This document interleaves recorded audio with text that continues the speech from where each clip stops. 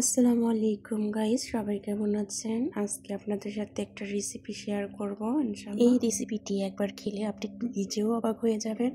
মাছ মাংস কিছুই লাগবে না। যখন দেখবেন যে আপনার মাছ মাংস কিছু ভালো লাগছে না বা করে মাছ মাংস নেই, এটা খেলে আপনি যথেষ্ট তৃপ্তি পাবেন। প্রথমে আমি আলু আর বেগুন এইভাবে কিউব করে কেটে নিয়েছি, তারপর তেলে একটু লাল লাল করে ভেজে নিচ্ছি। ভাজা হয়ে গেলে আমি প্রয়োজনীয় মশলাগুলো দিয়ে ভালো করে কষিয়ে নিব। আমি 1 পিস টমেটো দিয়েছি এখানে। আমরা সাধারণ রান্নায় যেগুলো মশলা ইউজ করে থাকি সেগুলো দিয়েছি।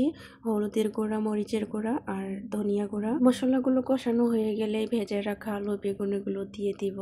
তারপর আমি এগুলোকে নেড়ে চেড়ে ভালো করে কষিয়ে নিব। যেদিন আমি এই রেসিপিটি রান্না করি ওই দিন আমার আর অন্য কিছু লাগে না, এই একটা রেসিপি দিয়ে খাওয়া হয়ে যায়। এই যে মাছ মাংস না থাকলে আমরা খুবই টেনশনে পড়ে যাই। এমন কিছু কিছু রেসিপি আছে যা মাছ মাংসকে ভুলিয়ে দেয়। এই রেসিপিতে দুইটা গুরুত্বপূর্ণ টিপস আছে। আলু বেগুন কষানোর সময় পেঁয়াজের বেরেস্তা দিয়ে দিয়েছিলাম অফ ক্যামেরায়, আপনারা অবশ্যই দিবেন। আর হচ্ছে রান্নার শেষের দিকে একটু ভাজার জিরা গুঁড়া দিয়ে দিবেন আর একটু ধনিয়া পাতা দিবেন, না থাকলে অপশনাল।